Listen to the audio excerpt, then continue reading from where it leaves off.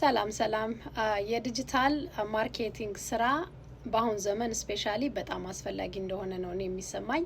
ቢኮዝ እኔ አሁን እየሰራሁ ያለሁት ላይክ ትራዲሽናል ስራ ነው። ኦልሞስት 7 days a week ነው የምሰራው።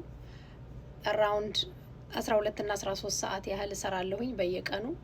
ግን ላይክ በዚሁ ቀጥዬ ላይክ ከ5 ዓመት ከ10 ዓመት በኋላ ፕሮባብሊ ያንን ሰዓት ላልሰራ እችላለሁኝ which is የዲጂታል ማርኬቲንግ is the same thing is business ግን በዲጂታል ዌይ ነው የምንሰራው ማለት ነው። ላይክ ሄደን አንድ ሱቅ ካለን ሱቃችንን ከፍተን እንደምንሰራው ሁሉ የዲጂታል ማርኬቲንግ ግን እንደዛ አይነት ፕሮሰስ ስለማያስፈልገው በዲጂታል ማርኬቲንግ ውስጥ ቢዝነስ መስራት እንችላለን። the same thing አንድ ሰው ሱቅ ከፍቶ የሚሰራውን ስራ በዲጂታል መስራት እንችላለን። ላይክ ሱቃችንን ከፍተን በዲጂታሉ ሁሉን ነገር እዛ ዲጂታል ማርኬቲንግ ላይ አስቀምጠን እኛ ተኝተን ያ ዲጂታል ማርኬቲንግ ሄደን መክፈት ሳይጠበቅብን ራሱ በራሱን ይሰራል ማለት ነው። ሰዎች እዛ ያስቀመጥነው ወይም ደግሞ የከፈትነው ሱቅ በዲጂታል ገብተው ፐርቸዝ አድርገው መግዛት ይችላሉ ማለት ነው።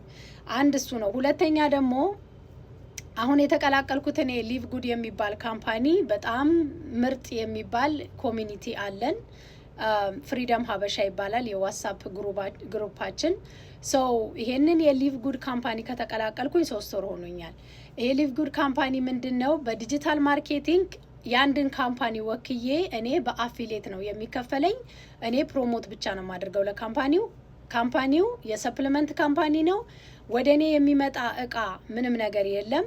which is እኔ ጆይን ሳደርግ 2 ሊንክ ይሰጠኛል ይሄ ካምፓኒ። አንደኛው ፕሮዳክቱን እምሸጥበት ያንን ሊንክ ሲነኩት ስትሬት ወደ እነሱ ካምፓኒ ወደ እነሱ ዌብሳይት ነው የሚወስዳቸው።